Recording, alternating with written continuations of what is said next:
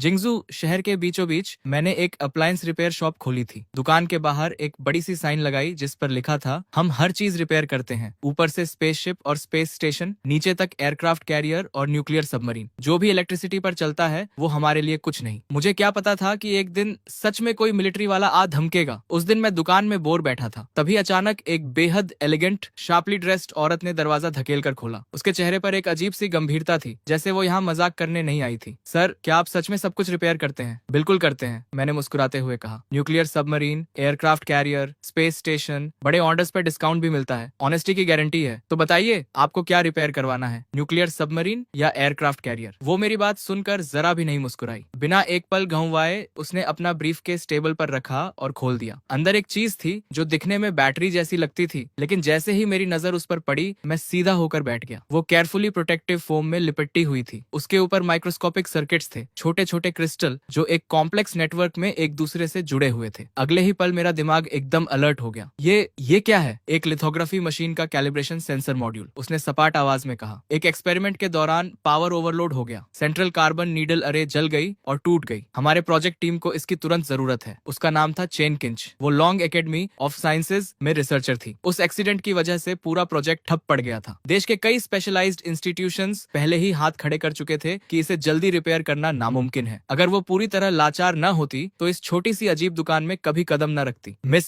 मैंने थोड़ा रुककर कहा, आप गलत जगह तो नहीं आ गई? हम यहाँ हाउस होल्ड अप्लायंसेज रिपेयर करते हैं। शायद पड़ोस की हार्डवेयर शॉप आपके ज्यादा काम आए। चेन किंच ने मेरा वो बेबस चेहरा देखा और उसकी आखिरी उम्मीद की किरण भी बुझ गई। उसने एक गहरी सांस ली, ब्रीफकेस उठाई और जाने लगी। सच ही तो था, देश के बड़े बड़े स्पेशलाइज्ड इंस्टीट्यूट्स हाथ खड़े कर चुके थे, तो एक साधारण रिपेयर वाला क्या करेगा? तभी मैंने मजाक छोड़ा। 6 महीने पहले मैं इस दुनिया में आया था और इस दुकान का मालिक बन गया था। साथ में मिली थी एक इनफाइनाइट रिपेयर सिस्टम। इन महीनों में बहुत अजीब अजीब चीजें देखी थी, लेकिन इतनी सोफिस्टिकेटेड चीज कभी नहीं आई थी। ये मौका मैं कैसे जाने देता? आपके पास जो कंपोनेंट है उससे लग रहा है ये C7 टाइप की लिथोग्राफी मशीन का हिस्सा है। चेन किंच एकदम रुक गई, जैसे पैर जमीन से चिपक गए हों। मॉडल बता सकते हो? इम्पैक्ट के वक्त पीक वैल्यू कितनी थी, कितने नैनो सेकंड्स तक रही, और प्रोब अरे के अलावा कोई और पार्ट डैमेज हुआ? ये सुनकर चेन किंच की सांसें थम गईं। उसे अपने कानों पर यकीन नहीं हो रहा था। एक अप्लायंस रिपेयर शॉप का मालिक इतने पॉइंटेड क्लासिफाइड सवाल पूछ रहा था। क्रीट वैल्यू नॉर्मल पावर की 15 गुना थी, उसने धीरे से कहा। इम्पैक्ट लगभग 3 से 5 नैनो सेकंड तक रही। बाकी कंपोनेंट्स का सेल्फ डायग्नोसिस नॉर्मल है। हम रिपेयरेबल है, लेकिन सस्ती नहीं होगी। पैसे की चिंता मत करो, बस फिक्स कर दो, मैं तुरंत फंडिंग अरेंज करती हूँ। मैंने हल्की सी मुस्कान के साथ 5 उंगलियां उठाई। 5 मिलियन या चेन 15? उसने दांत भींचे। कीमत बेतुकी थी, लेकिन अभी उसके पास नेगोशिएट करने का कोई ऑप्शन नहीं था। क्या सोच रही हो? 5 मिलियन नहीं, 500 युआन, 1 रुपया कम नहीं, और मेनली इसलिए क्योंकि इसे रिपेयर करने में बहुत इलेक्ट्रिसिटी लगेगी। 500 युआन? सच में? चेन पूरी तरह ठगी सी खड़ी थी। उसे लगा जैसे रियलिटी हिल गई हो। वो हड़बड़ाकर फोन निकालकर QR कोड स्कैन करने लगी। Instant payment received, 500 yuan. ये देखकर मैं खुलकर मुस्कुरा दिया। बिना जल्दबाजी के एंटी स्टैटिक ग्लव्स पहने टेबल पर एक साफ सफेद कपड़ा बिछाया और बड़े आराम से मॉड्यूल को बॉक्स से निकालकर रख दिया। System activate. अगले ही पल मेरे सामने एक इन्फॉर्मेशन पैनल अपीयर हुआ। Repairable item detected. C7 type lithography machine का calibration sensor module, damage level 88%, repair plan analysis complete. सब तैयारी करके मैं एक धूल भरी शेल्फ की तरफ गया और एक ग्लास आर्मर्ड बॉक्स उठाकर लाया। जैसे ही बॉक्स खुला, चेन किंच की आंखें फटी की फटी रह गईं। ये क्या है? उसे लगा था कि कोई सीक्रेट वेपन निकलेगा, लेकिन अंदर था एक बेतरतीब ढंग से मॉडिफाइड सोल्डरिंग आयरन, एक house hold hot air gun, एक इलेक्ट्रिक किचन मिक्सर और जगह जगह से बटोरा हुआ जंकयार्ड का सामान। बॉस,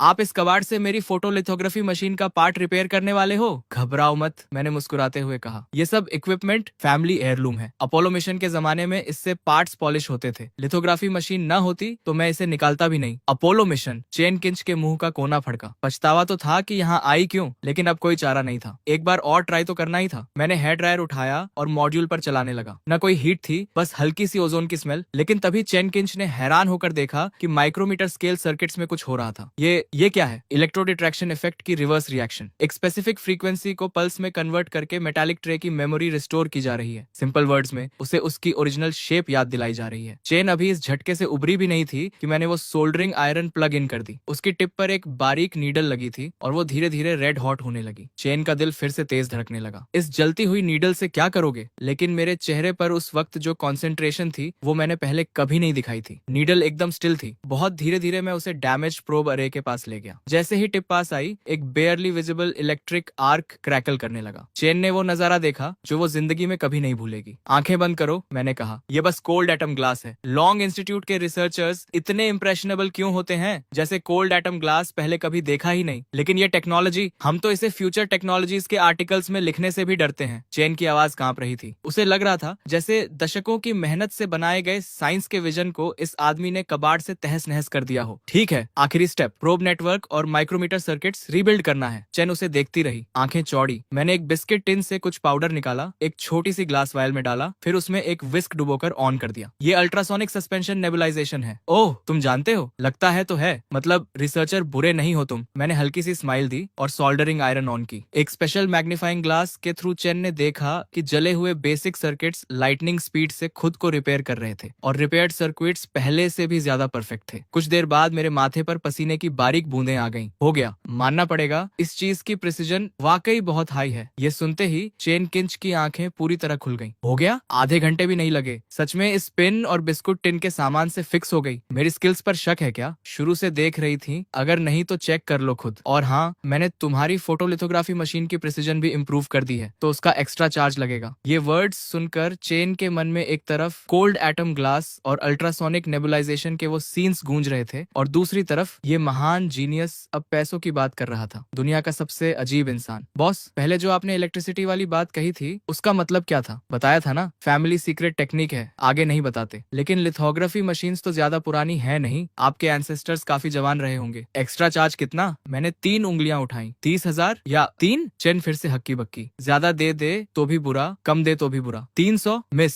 स्टेट का पैसा यूं हल्के में मत लो। 300 युआन, 1-1 छोड़ो। चेन किंच की चौड़ी आंखों में अविश्वास चमक रहा था। फिक्स हो गई? और इतना कम मांग रहे हो? ये फोटोलिथोग्राफी टेक्नोलॉजी है, मिलियंस मांगते तो भी देने पड़ते। 800 युआन, 1 पैसा कम नहीं। और हाँ, एक बात बताना भूल गया था, तुम्हारे मास्क की प्रिसीजन भी रिकैलिब्रेट कर दी। सॉरी, वो थोड़ा पुराना था, मुझसे रहा नहीं गया। ओरिजिनल रेजोनेंस फ्रीक्वेंसी थोड़ी कोर्स थी, मैंने 1 परसेंटेज पॉइंट ऊपर कर दी। तुम्हारे प्रोजेक्ट पर कोई खास फर्क नहीं पड़ेगा ना? कितना कहा? 1 परसेंटेज पॉइंट? चेन किंच की सांस रुक गई। एक रिसर्चर होने के नाते वो जानती थी कि वो 1 परसेंटेज पॉइंट कितनी बड़ी बात है। सर, क्या मैं आपका कॉन्टैक्ट ले सकती हूँ? क्यों? मैं एक रिस्पेक्टेबल आदमी हूँ। तुम्हारी चीज फिक्स कर दी, अब और क्या चाहिए? नहीं, एक्चुअली अगर कभी कुछ और फिक्स करवाना हो तो मुझे पता है, डर है कि रिपेयर होल्ड नहीं करेगी और मुझे ढूंढ नहीं पाओगी। नहीं, ऐसा नहीं, घबराओ मत, दुकान यही है, जब चाहो आ जाओ। अगर ठीक से फिक्स नहीं हुई तो 800 युआन वापस। चेन किंच के होठों का कोना एक बार खिंचा, फिर वो रिपोर्ट फाइल करने के लिए पलट गई। लेकिन जैसे ही बाहर निकली, फोन बजा। स्क्रीन पर नाम था डायरेक्टर जू। जैंगलिंग शू, कहाँ हो तुम? मैंने फोटोलिथोग्राफी मशीन का मॉड्यूल रिपेयर करवाने को नहीं कहा था। डायरेक्टर, चिंता मत करो, फिक्स हो गई, वापस लेकर आ रही हूँ। फिक्स हो गई? कहाँ करवाई? एक अप्लायंस रिपेयर शॉप में। लाइन पर एक लंबी खामोशी छाई, फिर धीरे से आवाज आई, कहाँ हो? मैं खुद आता हूँ। सड़क पर रिसर्च इंस्टीट्यूट की कार तेज रफ्तार से भागी जा रही थी। जो का चेहरा सफेद पड़ा हुआ था, ब्रीफकेस गोद में पकड़ी थी, नसें तनी हुई थी। वो जानता था डायरेक्टर अब ब्लास्ट करेगा, लेकिन उसका दिमाग बार बार उस कबाड़नुमा टूल्स और उस अजीब दुकान वाले की तरफ जाता था। उसे लगा जैसे कोई हास्यास्पद सपना देख आई हो। इंस्टीट्यूट के गेट पर पहले से सारी प्रोजेक्ट टीम्स के रिसर्चर्स जमा थे। जैसे ही कार रुकी, भीड़ टूट पड़ी। लिंचू, क्या मॉड्यूल फिक्स हो गया? दिखाओ जल्दी, हमारा प्रोजेक्ट और नहीं रुक सकता। फिक्स हुई? शायद। या तो हुई या नहीं हुई। ये शायद क्या है? और कहाँ फिक्स करवाई? स्पेशलिस्ट एजेंसी ने तो महीनों लगने की बात कही थी। अप्लायंस रिपेयर शॉप में। पूरी भीड़ की सांसें थम गई। Appliance repair shop? Photolithography machine की? ये क्या नॉनसेंस है? जैंगलिंग शू, तुम्हारा दिमाग तो ठीक है ना? जैंगलिंग शू कांप रही थी, आंखों में आंसू आने वाले थे। बस,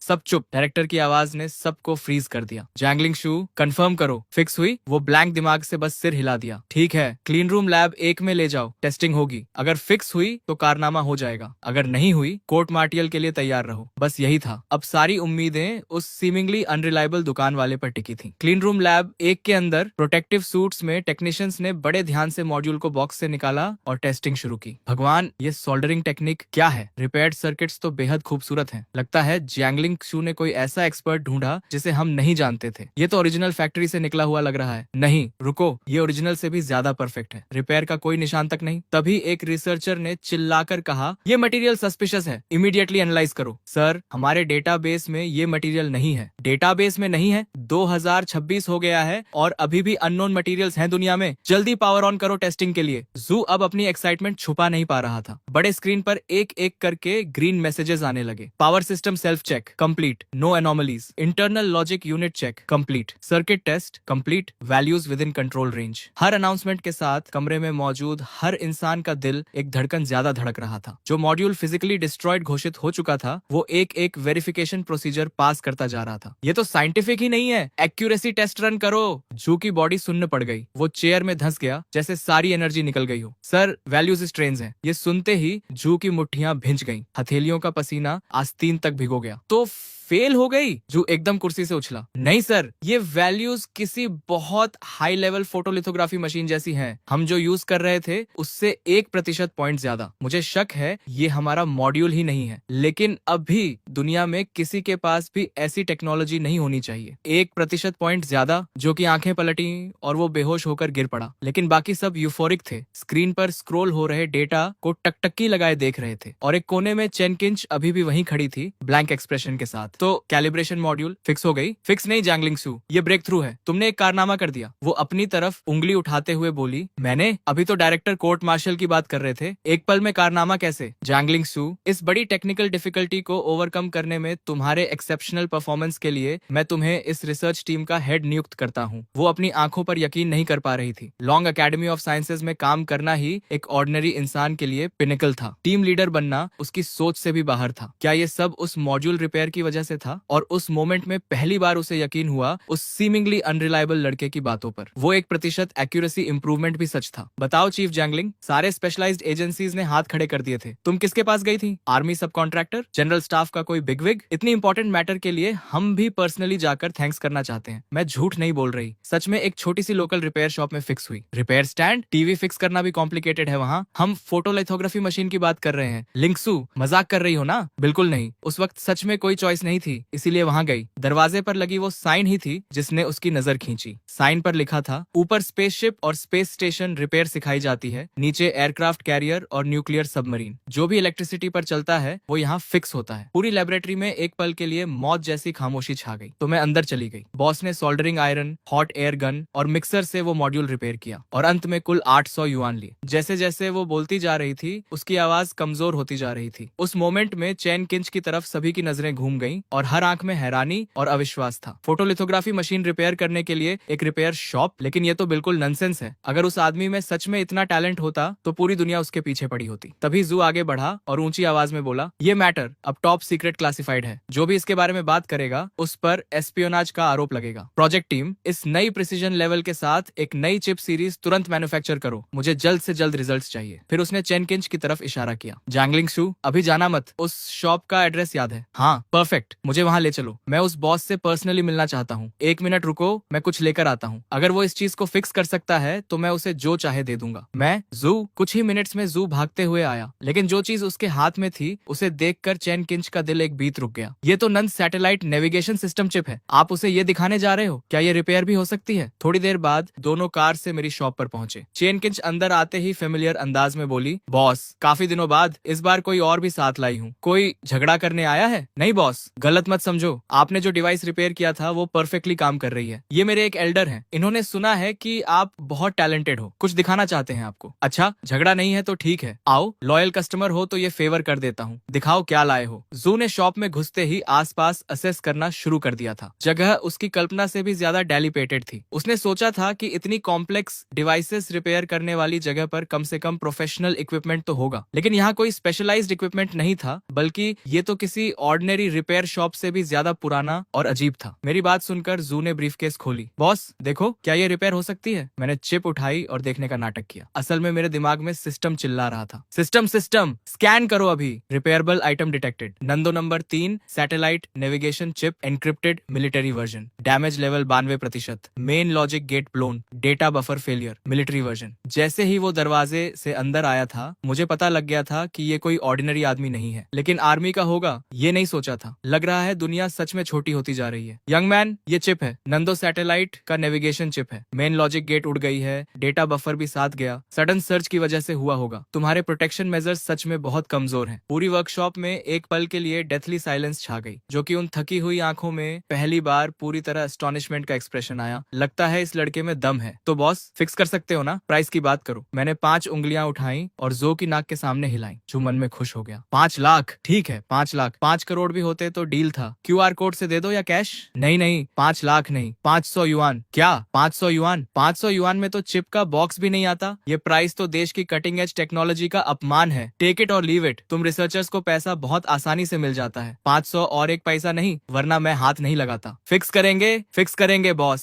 करेंगे। चेन किंच ने झट से फोन निकाला और पेमेंट क्यूआर स्कैन कर दिया, जो बस हेल्पलेसली ये सीन देखता रहा। देश की स्ट्रैटेजिक कटिंग एज चिप एक यंग मैन ने 500 युआन में रिपेयर के लिए एक्सेप्ट कर ली। अगर वो रेगुलर कस्टमर ना होती तो मैं इसे लेता भी नहीं। तुम सच में सोचते हो मैं 500 युआन के लिए परेशान हूँ? सीरियसली? जू का चेहरा थोड़ा खुला। तुम इसे स्मॉल मैटर बोल रहे हो? ये पूरे नंडू सैटेलाइट का मेन कंपोनेंट है। ये लड़का अभी इतना सीरियस था, एकदम चाइल्डिश कैसे हो गया? डायरेक्टर चिंता मत करो, बॉस हमेशा ऐसे ही हैं। टैलेंटेड लोगों का टेम्पर ऐसा ही होता है। जू का चेहरा लाल हो गया। वो एक कोने में मुड़ा। मैंने एक छोटा बॉक्स निकाला और खोला। जू का दिल मुंह को आ गया। अंदर था एक पुराना मैनुअल डेंटिस्ट ड्रिल। कहाँ से ढूंढ के लाया था भगवान जाने। एक पुरानी प्लायर्स और एक चीज जो मैनुअल कॉफी ग्राइंडर जैसी दिखती थी। ये सारा कबाड़ स्क्रैप डीलर भी 5 यूरो में नहीं लेता। जो से रहा नहीं गया। कांपती उंगली से उस पाइल की तरफ इशारा करते हुए उसकी आवाज भी कांप रही थी। आप इस सबसे मेरी चिप फिक्स करने वाले हो? क्यों? मेरे टूल्स पसंद नहीं आए? तो अपनी चिप वापस ले जाओ और खुद स्टडी करो। मेरी छोटी सी शॉप इतने इंपॉर्टेंट क्लाइंट्स के लिए बनी नहीं है। ये कहकर मैंने नाराजगी से टूल्स रख दिए और चेयर पर बैठ गया। मास्टर शू, प्लीज रिपेयर करवाना है हमें, और वैसे भी पैसे दे चुके थे। चेन किंच ने बीच में आकर सिचुएशन संभाली। बूढ़ा जू अंदर से जल रहा था, लेकिन उसने फोर्स कर खुद को शांत किया। मैंने जू को एक नजर से देखा, फिर धीरे से ट्वीजर्स उठाई। उसी मोमेंट में चेन किंच ने मेरा स्पेशल मैग्नीफाइंग ग्लास उठा लिया। लेंस के थ्रू जू और चेन किंच दोनों ने एक इनक्रेडिबल सीन देखा। ये टेक्निक क्या है? लग रहा है फ्ली को पर्म दे रहे हो। जू को गूजबम्स आ गए। उसे लगा जैसे जिंदगी भर की साइंटिफिक रिसर्च बेकार हो गई। अगर एक साधारण आयरन से चिप फिक्स हो जाती है तो मैंने इतना पढ़ा क्यों? पहले पता होता तो 20 यूरो का आयरन ले आता सुपरमार्केट से, 500 युआन बच जाते। जैंगलिंग सू, सच में इसी तरह फोटोलिथोग्राफी मशीन फिक्स हुई थी? ये तो सब दिखावा लगता है, रिपेयर जैसा कुछ दिख ही नहीं रहा। डायरेक्टर देखो ये पाउडर। इस टेक्निक का नाम अल्ट्रासोनिक एटोमाइजेशन सस्पेंशन है। Ultrasonic atomisation suspension? ये क्या होती है? मैनुअल्स में है। मैंने उनकी बातों का जवाब देने की जहमत नहीं उठाई और डेंटिस्ट ड्रिल उठा लिया। उसे पाउडर में डुबोया और चिप के डैमेज्ड एरियाज रिपेयर करने लगा। प्रोसेस फोटोग्राफी मॉड्यूल जैसी ही थी, बस मटेरियल्स अलग थे। टूल की टिप से चिप के सर्किट पर बेयरली विजिबल इलेक्ट्रिक आर्क्स कूद रही थी, हर माइक्रो फ्रैक्चर को प्रिसिजली रिपेयर करती हुई। किसी सुपर हीरो मूवी से भी ज्यादा एब्सर्ड था ये नजारा। ठीक है, हो गया, लेकिन ये नंदो सैटेलाइट नेविगेशन चिप थी, इतने कम टाइम में रिपेयर हो गई? किसी स्पेशलाइज्ड इंस्टीट्यूट में तो रिपेयर प्लान बनाने में ही महीने लग जाते। और क्या करूं? ड्रम्स बजाऊं? रिबन कटिंग सेरेमनी करूं? डायरेक्टर साहब स्पीच दें? झो को गाली देने की जबरदस्त इच्छा हुई। लड़के में टैलेंट तो कमाल का है, लेकिन जबान सांप जैसी है। एक ही लाइन में दम निकाल दिया। उसने देखा मैं कैजुअली टूल्स बॉक्स में फेंक रहा हूँ, जैसे अभी कोई टोस्टर फिक्स किया हो जो ऑन नहीं हो रहा था। इतना नॉनशलेंट। एक बड़ी सी अब्सर्डिटी की लहर जू को डुबो गई। मैं पागल हो गया हूँ या सपना देख रहा हूँ? ये कैसे पॉसिबल है? जू का चेहरा स्केरलेट हो गया। सांस लेने में भी तकलीफ हो रही थी। डायरेक्टर ठीक हो? बस एक छोटी सी चीज फिक्स की है, यहाँ मर मत जाओ, मुझे इस शॉप से रोजी रोटी चलानी है। नहीं ठीक हूँ। जू कंपोजर वापस लाने की कोशिश कर रहा था। डायरेक्टर आदत डालनी पड़ेगी, बॉस का यूजुअल प्रोसीजर यही है। Usual procedure? जीजेंग एक्सू, तुम्हें अंदाजा है मुझे कितना शौक लगा है ये देखकर? पूरी एकेडमी के सैकड़ों एक्सपर्ट्स जो प्रॉब्लम सॉल्व नहीं कर पाए, इसने पुरानी डेंटिस्ट ड्रिल और एक हेयर क्लिप से फिक्स कर दी। ग्रैंडपा तुम्हारी चीज फिक्स हो गई। वैसे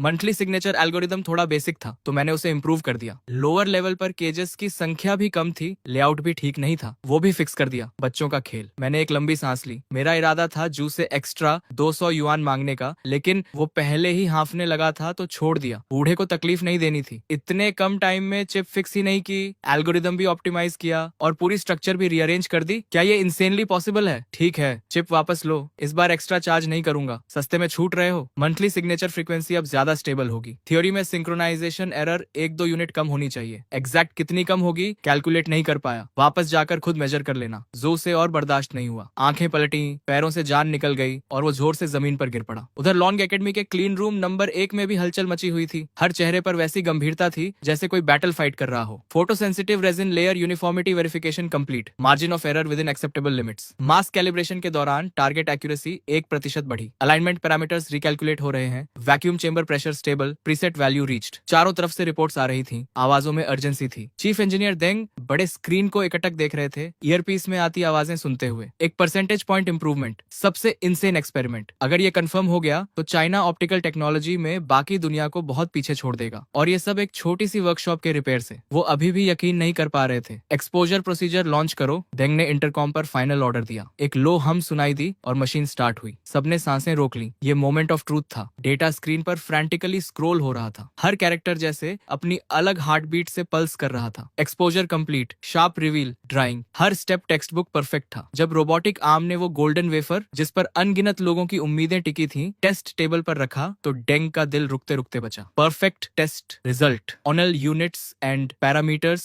normal, structure intact, effective accuracy increased by 1.2%। पूरी लेबोरेटरी में सन्नाटा छा गया। सब वुडन स्टैचूज बन गए। हमने कर दिया, हमने कर दिया, भगवान मैं सपने में तो नहीं हूँ। सब हंसने लगे लेकिन आंसू झरने की तरह बह रहे थे। डेंग ब्लैंक नजरों से स्क्रीन को देखते रहे। उनका पूरा बॉडी अनकंट्रोलेबली कांप रहा था। इतने सालों की पढ़ाई, इतना नॉलेज और एक अप्लायंस रिपेयरमैन ने उसे पल भर में धूल में मिला दिया। उसी वक्त यूक्सिया के टॉप लीडर्स की मीटिंग रूम में माहौल बेहद भारी था। 10 मीटर से लंबी कॉन्फ्रेंस टेबल पर देश के सबसे इन्फ्लुएंशियल साइंटिस्ट्स बैठे थे। सबने जू की रिपोर्ट पढ़ी है ना? तो क्या लगता है? सॉम मिन्योन ने टेबल पर टैप करते हुए कहा। उनकी आवाज में एक दबी हुई एंगर थी। टेबल पर लॉन्ग एकेडमी के 7वीं इंस्टीट्यूट की नई रिपोर्ट रखी थी। कोई बात करने की जरूरत नहीं, जो चाहे कर रहे हैं। C7 फोटोलिथोग्राफी मशीन का कैलिब्रेशन मॉड्यूल, ये तो सिस्टम का हार्ट है। पूरी दुनिया में गिनती के कंट्रीज हैं जो इसे रिपेयर कर सकते हैं और इन्होंने एक अप्लायंस रिपेयरमैन को दे दिया। क्या फोटोग्राफी मशीन को टीवी समझ रखा है? डीन यान ने मुट्ठी टेबल पर मारी और उठ खड़े हुए। चेहरा गुस्से से लाल था। मैं डीन यान से सहमत हूँ और ये रिपोर्ट में एंसेस्ट्रल नो हाउ और कॉमन पीपल का मास्टर क्या बकवास है। लगता है कोई शिवलरिक रोमांस पढ़ रहे हो। मेरी राय में जो इतने प्रेशर में है कि हैलुसिनेट कर रहे हैं। सालों से वेस्टर्न कंट्रीज हमारा गला दबाए हुए हैं। सबकी इंपेशेंस समझ आती है लेकिन ऐसे मोमेंट्स में ही कूल हेड रखना जरूरी होता है। जो कर रहे हैं वो रिपोर्ट फल्सिफाई करना है। ये सिंपल प्रोफेशनल एरर नहीं, ये serious breach on off discipline है। मीटिंग रूम का माहौल और भारी होता गया। लगभग सबकी राय एक ही थी। सोम मग्न बड़े ध्यान से सब सुन रहे थे। उनकी भौहें और ज्यादा सिकुड़ती जा रही थीं। वो जानते थे जो कोई ऐसे वैसे साइंटिस्ट नहीं है जो हल्की बात नहीं करते। शायद कोई और एक्सप्लेनेशन हो। मेरी राय में 7वीं इंस्टीट्यूट के सभी रिसर्च प्रोजेक्ट्स तुरंत हॉल्ट करने चाहिए और इन्वेस्टिगेटिव टीम भेजनी चाहिए। हाँ, अग्रीड। सम मिन्योन ने भीड़ का गुस्सा ऑब्जर्व किया और एक लंबी सांस ली। इस बार जू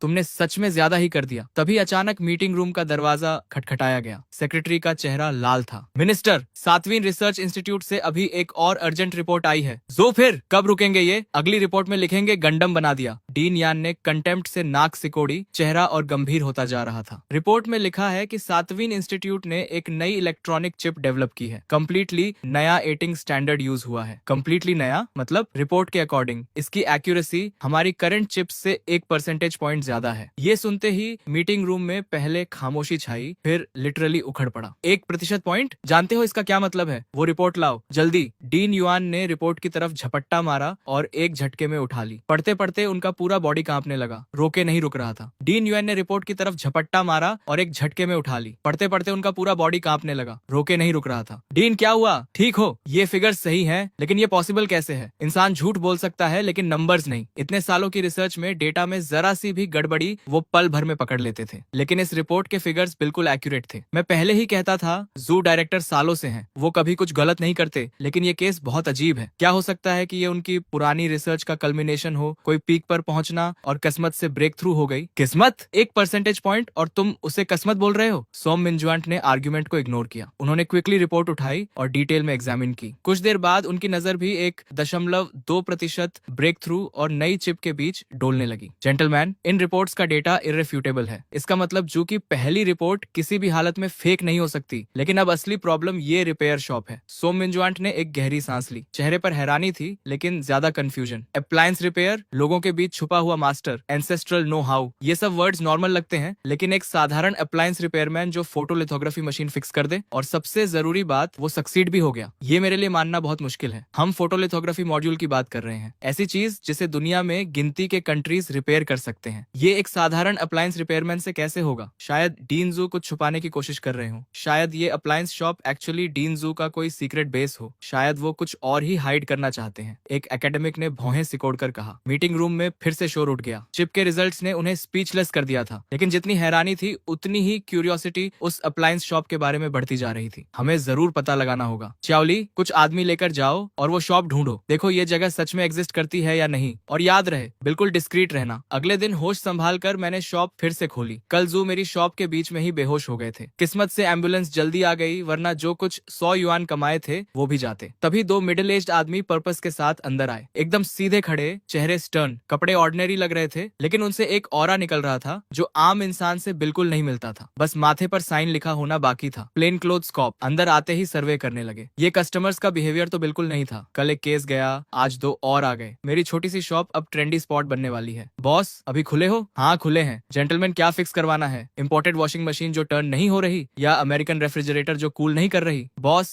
ये देखो। एक आदमी ने एक छोटी स्क्वायर सी डिवाइस काउंटर पर रख दी। कोई स्पेशल पैकेजिंग नहीं। ये क्या है? पुराना MP3 प्लेयर या पुरानी पावर बैंक? हाँ यही है, पुराना म्यूजिक प्लेयर। बॉस, फिक्स हो सकता है। Music player? तुम्हारा म्यूजिक प्लेयर ऐसा दिखता है? किसे बेवकूफ बना रहे हो? जैसे ही वो दोनों अंदर आए थे, मैंने उनके पास मौजूद सभी इलेक्ट्रॉनिक डिवाइसेस स्कैन कर लिए थे। जो डिवाइस उन्होंने दिखाई वो एक ब्लैक ब्रदर मिलिट्री सिफर मशीन थी। मलफंक्शन का कारण था एक इम्प्रॉपर पावर आउटेज से ट्रिगर्ड सिक्योरिटी लॉक। ये दोनों रिपेयर करवाने नहीं आए, टेस्ट करने आए हैं मुझे। ये नई नहीं लगती। फिक्स करना कॉम्प्लिकेटेड हो सकता है, लेकिन पुरानी चीजों पर ही असली क्राफ्ट्समैनशिप की पहचान होती है। अक्सर टूटी नहीं होती, बस एक्टिंग अप कर रही होती है। मैंने ट्रैकिंग डिवाइस हाथ में तोली। दोनों ने एक दूसरे को देखा, बिविल्डर्ड। मेरे मिस्टीरियस गेम के सामने उनका पेशेंस क्लियरली खत्म होने लगा था। इस बार मैंने इलेक्ट्रिक इक्विपमेंट भी नहीं निकाली, बस डिवाइस को उंगलियों से टैप किया। रिदमिक और स्लो टैपिंग। सुनने में सिंपल लग रहा था, लेकिन सामने के दोनों आदमी पसीने में भीग चुके थे। वो इमरजेंसी रिसेट कोड टाइप कर रहे थे।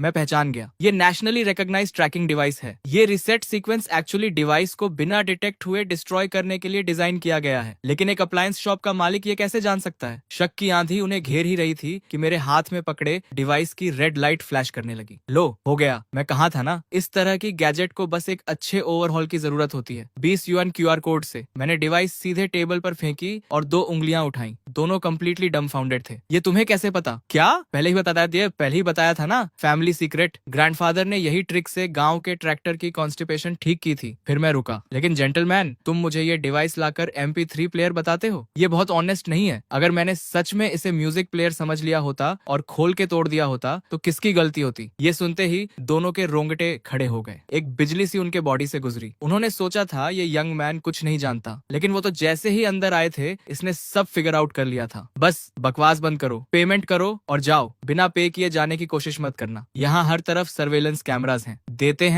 हैं। दोनों फ्रेनेटिकली फोन निकालकर 20 युआन स्कैन करने लगे। और कुछ काम है? फिक्स हो गई तो जाते क्यों नहीं? मैंने पेमेंट कंफर्मेशन देखी। वो दोनों अजीब नजरों से मुझे देखते हुए तेजी से बाहर निकल गए, जैसे आग लगी हो। लेकिन शॉप से थोड़ी दूर जाते ही दोनों कार में बैठ गए और गहरी सांस ली। सर, हम बोल रहे हैं, क्या वो शॉप एग्जिस्ट करती है? हाँ, शॉप डेफिनेटली एग्जिस्ट करती है। बस ये आदमी थोड़ा क्रीपी है, जितना हमने सोचा था उससे कहीं ज्यादा। जैसे ही हम थ्रेशोल्ड पर गए, उसके ट्रैप में आ गए। उसने तुरंत समझ लिया क्या फिक्स करवाना है, और वो एनक्रिप्टेड अनलॉकिंग मेथड भी जानता है। हमारा एनक्रिप्टेड अनलॉकिंग मेथड। ये कैसे पॉसिबल है? ये microphone top of the line है। नेशंस के बीच एस्पिनाज ऑपरेशंस काउंटर करने के लिए स्पेसिफिकली डिजाइन की गई है। मिनिस्टर, मैं जो कह रहा हूँ वो सच है। इस रिपेयर शॉप का ओनर बहुत सस्पिशियस है। इस तरह एक्सप्लेन करना कॉम्प्लिकेटेड है। ठीक है, दोनों अभी घर जाओ। हॉस्पिटल के डिसइंफेक्टेंट की स्मेल जो के नथुनों में भर गई। हार्ट मॉनिटर की फेंट स्टेडी बीप गूंज रही थी। सर, आंख खुल गई। चिप, मेरी चिप कहाँ है? चिप यहाँ है। छोटा केस झट से उनके पास लाया गया। जू ने जल्दी से चिप देखी, सेफ और साउंड। दिल की धड़कन आखिरकार नॉर्मल हुई और एक राहत की सांस निकली। मुझे हॉस्पिटल से जाना है। डॉक्टर ने कहा है अभी कंडीशन अलाउ नहीं करती, रेस्ट चाहिए। इम्पॉसिबल, ये क्रूशियल मोमेंट है, मुझे निकलना ही होगा। जो जिद से उठ खड़े हुए और जल्दी से कपड़े पहने। नंदो सैटेलाइट चिप को सीने से लगा लिया। कभी ये सिर्फ स्क्रैप मेटल का ढेर था, लेकिन अब ये उनकी सबसे कीमती चीज थी। कार लाओ, अभी चलते हैं। थोड़ी देर बाद 7वीं रिसर्च इंस्टीट्यूट की बिल्डिंग सामने आई। कई सिक्योरिटी चेक पॉइंट्स पार करके कार एडमिनिस्ट्रेशन बिल्डिंग के सामने रुकी। जैसे ही कार रुकी, एक व्हाइट कोट पहने रिसर्चर घबराए हुए चेहरे के साथ दौड़ता हुआ आया। क्या हुआ? डायरेक्टर, सेंट्रल सिस्टम्स से लोग आए हैं, अभी लैब में हैं। Central systems? इतनी अचानक? 7वीं रिसर्च इंस्टीट्यूट में इंस्पेक्शन के लिए आए थे। फोटोलिथोग्राफी मशीन के लिए डेवलप की गई नई प्रिसीजन चिप, जो 1% ज्यादा एक्यूरेट है। शायद उन्हें यकीन नहीं हुआ, तो पर्सनली देखने आ गए। क्या कहा? 1% ज्यादा प्रिसीजन वाली चिप कंप्लीट हो गई। ये सुनते ही जो की आंखें लगभग निकल पड़ी। हाँ, कंप्लीट हो गई। आप और टीम लीडर जो के जाने के कुछ देर बाद ही हम सक्सेस हो गए। परफेक्ट। लेकिन रिपोर्ट सबमिट करने की ऑथराइजेशन किसने दी? रिपोर्ट तभी सबमिट होती है जब पूरा कॉन्फिडेंस हो। चिप अभी बैरली कंप्लीट हुई है और इन्होंने रश करके सेंट्रल सिस्टम को भेज दी। अगर कोई लास्ट मिनट अनफोर्सीन इवेंट आया तो ये साइंटिफिक डेटा और मिलिट्री इंटेलिजेंस फॉल्सिफाई करना होगा। हाई ट्रेजन जितना सीरियस क्राइम। ये ट्रबल ढूंढ रहे हैं क्या? बस सभी प्रोजेक्ट मेंबर्स को अभी बुलाओ। जो भी न्यू चिप डेवलपमेंट में था सब लैब में इकट्ठा हो। जो ने मुड़कर लैब की तरफ दौड़ लगा दी। विशाल क्लीन रूम में एक ग्रुप खड़ा था। फोटोलिथोग्राफी मशीन के आसपास जमा होकर इशारे करते हुए बात कर रहे थे। आगे था यान सेंट्रल सिस्टम के टॉप पर। कैलिब्रेशन मॉड्यूल का फीडबैक लूप मैक्सिमम तक ऑप्टिमाइज हो गया है। ऑप्टिकल पार्ट कंपेंसेशन भी कंप्लीटली रीडिजाइन हुई है। ये टेक्नोलॉजी का सच में कमाल है। और सबसे इंप्रेसिव बात यह है कि ये सारी ऑप्टिमाइजेशंस एग्जिस्टिंग आर्किटेक्चर पर इंप्लीमेंट हुई हैं, एक भी बेसिक प्रोटोकॉल बदले बिना। ये कैसे पॉसिबल है? डायरेक्टर जू, बताइए आपकी लैब में हो क्या रहा है? लिथोग्राफी मशीन छोड़ो, सिर्फ चिप की बात करो। इसकी ऐसी स्ट्रक्चर क्यों है? जू के मुंह में जो प्लेजेंट्रीज आ रही थी वो गले में ही अटक गई। एक्सप्लेन करो। लेकिन एक्सप्लेन क्या करें? भगवान, चिप उन्होंने खुद डेवलप की और एक्सप्लेन करना मुश्किल है। ऑनरेबल एकेडमिक्स, ये एक्सप्लेन करना थोड़ा कॉम्प्लिकेटेड है। अगर डायरेक्टली टेस्ट डेटा पर चलें तो ज्यादा क्लियर होगा। कोई भी एक्सप्लेनेशन रॉ डेटा जितनी इंपैक्टफुल नहीं होगी। नई चिप को बड़े ध्यान से उठाकर बीजीजी प्लेटफॉर्म के टेस्ट स्लॉट में रखा गया। एक साउंड आई और स्लॉट ऑटोमेटिकली लॉक हो गया। सेल्फ डायग्नोस्टिक एनवायरनमेंट इनिशिएट हुआ। Vacuum environment okay. Temperature stabilized at 21.5 degree Celsius. Electromagnetic shielding activated. Low frequency calibration accuracy test initiate हो रहा है। Calibration module response time 3.8 nanoseconds. Stable operation. Optical path deviation correction rate 12.5 micron. Design specification से 1.2% ज्यादा। इन reports को सुनते ही भीड़ में excitement की लहर दौड़ गई। एक सिंपल बेसिक टेस्ट ने ही उन्हें स्पीचलेस कर दिया। यान लाओ, ये फिगर्स ऑलरेडी अस्टाउंडिंग है। हमारी स्टैंडर्ड लिथोग्राफी मशीन का करेक्शन रेट पीक पर 12.1 माइक्रोमीटर्स डिजाइन था। यान लाओ ने सिर हिलाया। चेहरे पर कोई इमोशन नहीं था। Basic test validated. Second phase का high intensity lot testing launch करो। जू का चेहरा भी इंप्रेसिव था, लेकिन जो कांपना रोके नहीं रुक रहा था वो अंदर की बेचैनी को बता रहा था। कमांड्स कंप्लीट हुए। होलोग्राफिक प्रोजेक्शन इंस्टेंटली अपीयर हुई। डेटा की एक फ्लड पागलों की तरह चिप से सर्च कर रही थी। ये टेस्ट सिमुलेट कर रहा था लिथोग्राफी मशीन को एक्सट्रीम कंडीशंस में। बहुत हाई प्रिसीजन एक्सपोजर स्टेट और complex computational state. Chip utilisation rate 99.6%। Temperature rise 45 degree, 67 degree, 70 degree. सब कुछ इसी पर टिका था। लेबोरेटरी में साइलेंस छा गई। बस नर्वसली निगलने की आवाजें सुनाई दे रही थी। पिछले टेस्ट में जैसे ही चिप सेफ्टी टेम्परेचर पार करती थी, सेल्फ प्रोटेक्शन मोड एक्टिवेट हो जाता था, फ्रीक्वेंसी गिर जाती थी और कैलिब्रेशन परफॉर्मेंस क्रैश कर देती थी। लेकिन इस मोमेंट में होलोग्रामिक स्क्रीन पर कैलिब्रेशन रिस्पॉन्स टाइम का डेटा वही था, 3.8 नैनोसेकंड्स। हिला नहीं। टेम्परेचर स्टेबलाइज हो गई थी, 76 डिग्री सेल्सियस। एल्डर यान और बाकी सब होलोग्राम को घूरते रहे। आंखों में डिसबिलीफ साफ झलक रहा था। ये चिप इतने टेम्परेचर पर स्टेबल कैसे रह सकती है? इसकी हीट डिसिपेशन कैपेसिटी स्टेबलाइज कैसे हो गई? ये तो उनके सारे ट्रेडिशनल साइंटिफिक अंडरस्टैंडिंग को उलट कर रख देने वाली बात थी। तभी जू के दिमाग में एक विम आई। वो सेंट्रल सिस्टम के अपने लीडर्स को इम्प्रेस करना चाहता था और उसने बिना किसी की परवाह किए अनाउंस कर दिया, सभी स्टेशनों तैयार हो जाओ। Final test. लिथोग्राफी मशीन का एक्सट्रीम वाइब्रेशंस में ऑपरेशन का सिमुलेशन, हाई टेम्परेचर और कॉम्प्लेक्स इलेक्ट्रोमैग्नेटिक इंटरफेरेंस के साथ अल्ट्रा प्रिसीजन कैलिब्रेशन और रेजिस्टेंस टेस्टिंग शुरू करो। ये सबसे डिमांडिंग प्रोटोकॉल है। कोई भी चिप इसे विदस्टैंड नहीं कर सकती। कमरे में एक सन्नाटा छा गया, क्योंकि सब जानते थे कि चिप इंस्टेंटली जल जाएगी। एल्डर यान ने जू को रोकने की कोशिश की। ओल्ड जू, हम ऑलरेडी इस नई चिप की सक्सेस देख चुके हैं और टेस्टिंग की कोई जरूरत नहीं। ये तो परफेक्ट से भी ज्यादा है। लेकिन जू उस वक्त किसी पागल की तरह था, किसी की सुनने को तैयार ही नहीं था। एल्डर यान ने आवाज तेज की, जू, मेरा ऑर्डर सुना नहीं? अभी बंद करो ये टेस्ट। मैंने कहा नहीं होगा। मैं देखना चाहता हूँ कौन हाथ उठाने की हिम्मत करता है। यन सच में अंदर से घबरा रहा था। इतनी एक्स्ट्रॉर्डिनरी चिप, और अगर जू की इस जिद की वजह से वो बर्बाद हो गई तो सबका दिल टूट जाता। सभी टेस्टिंग यूनिट्स के हेड्स के हाथ हवा में ही जम गए थे। माथे से पसीना गालों तक बह रहा था। एक तरफ सेंट्रल सिस्टम था जिसका रैंक इंस्टीट्यूट से कहीं ऊपर था, दूसरी तरफ उनका डायरेक्ट सुपीरियर जो था। किसी को भी दुश्मन बनाना तबाही होती। फिर भी रिसर्चर्स में जो देव का ऑर्डर तोड़ने की हिम्मत नहीं आई। लिथोग्राफी मशीन जो अभी अभी रुकी थी वो दोबारा चालू हो गई। स्क्रीन पर होलोग्रामिक प्रोजेक्शन का डेटा फिर से फ्रैंटिकली स्क्रॉल करने लगा। यान ने चेतावनी दी, जो देव सुन लो, अगर ये एक्सपेरिमेंट फेल हुआ तो कोर्ट मार्टियल के लिए तैयार रहो। लेकिन देव ने जैसे सुना ही नहीं। एल्डर यान की आंखें स्क्रीन पर जमी थी। कैलिब्रेशन डिविएशन रेट का डेटा ऊपर नीचे उछल रहा था, मतलब चिप एक्सट्रीम कंडीशंस में भी ऑप्टिकल पाथ कैलिब्रेशन मेंटेन कर रही थी। तभी अचानक होलोग्राफिक प्रोजेक्शन पर फाइनल डिविएशन रेट आया और वो था जीरोस की एक पूरी लाइन, 0 डिवीजन, 0 एरर। पूरे कमरे में जैसे वक्त रुक गया। सबकी आंखें फटी की फटी रह गईं। क्या मैं सपना देख रहा हूँ? फिर से टेस्ट करो। एल्डर यान का चेहरा लाल हो गया था। दांत इतने जोर से भींचे हुए थे कि पीसने की आवाज कमरे में सुनाई दे रही थी। वो पागल बूढ़ा इस चिप को बर्बाद करके ही दम लेगा। लेकिन इस बार टेक्नीशियंस ने 1 सेकंड भी नहीं लगाया। होलोग्राफिक प्रोजेक्शन रीस्टार्ट हुई और रिजल्ट फिर 0, 1 बार, 2 बार, 3 बार, हर बार 0। भगवान, 5 बार। हमारी पुरानी चिप्स तो एक बार भी नहीं झेल पाती थी। जोदो पूरी तरह गलत साबित हो गया था और ये सोचकर तो और ज्यादा हैरानी होती थी कि इस चिप को एक अप्लायंस रिपेयरमैन ने फिक्स किया था। ये किसी मिरेकल से कम नहीं था। एल्डर यान खुद को रोक नहीं पाया। डायरेक्टर जू, आखिर कहां से ढूंढा है तुमने उस जीनियस को जो लिथोग्राफी मशीन को इस हद तक यूज कर सकता है? जू ने शांति से पूछा। काफी है डीन यान, हमारी चिप आपके स्टैंडर्ड्स पर खरी उतरी? यान ने माथा झुकाते हुए कहा। बिल्कुल काफी है डायरेक्टर जू, बहुत ज्यादा काफी है। और वो कोर्ट मार्शल वाला प्रपोजल? इस बार जो को थोड़ा पेटी जरूर लगा, लेकिन सच यही था कि ड्रैगन कंट्री का 7वां रिसर्च इंस्टीट्यूट कुछ भी नहीं है। तो सेंट्रल सिस्टम के लोग यहाँ आए ही क्यों? क्या इसीलिए नहीं कि उन्हें खुद पर भरोसा नहीं था? जू ने एक स्मग स्माइल के साथ कहा। एक टेस्ट काफी नहीं था तुम्हारे लिए, तो हमने एक साथ 5 दे दिए। अब तो कन्विंस्ड हो? एल्डर यान ने हंसते हुए जवाब दिया। डायरेक्टर जू, हम उस उम्र से निकल चुके हैं जब छोटी छोटी बातों पर झगड़ते थे। फिर उन्होंने अपने असिस्टेंट को आवाज लगाई। जाओ मेरी कार की ट्रंक से मेरी सबसे अच्छी एपो टी लेकर आओ। पूरे सेंट्रल सिस्टम में डायरेक्टर जू का नाम सुनकर सब दंग थे। डीन का तेज मिजाज कौन नहीं जानता। तभी एक एम्प्लॉई डॉक्यूमेंट्स लेकर आया। डायरेक्टर जू, हमारे 5 टेस्ट का detailed data report please sign कर दीजिए। जू ने हाथ हिलाया। मुझे अकेला छोड़ो। डीन यान ने झट से उस एम्प्लॉई के हाथ से डॉक्यूमेंट्स ले लिए और बड़े ध्यान से देखने लगे। चेहरे पर मुस्कान फैलती जा रही थी। 5 टेस्ट का डेटा अलग अलग रिजल्ट्स दिखा रहा है। इस चिप की स्टेबिलिटी रेट बढ़ती ही जा रही है। ये फीडबैक कर्व देखो, मैं यकीन नहीं कर पा रहा। यान डॉक्यूमेंट्स को ब्रीफ केस में भरते हुए बोले। अगर हमारे पास ऐसा डेटा और होता तो इंग्लैंड हमारा क्या बिगाड़ लेता? फिर उन्होंने झू की तरफ मुड़कर पूछा। यार एक बात बताओ, ये गैजेट सच में उसी अप्लायंस रिपेयरमैन ने बनाई थी? जू ने हाँ में सिर हिलाया। यान ने हैरानी से कहा। अभी भी बिलीव नहीं हो रहा। कम से कम बताओ उसने कौन से मटेरियल्स यूज किए। ये साइंटिफिक रिसर्च के लिए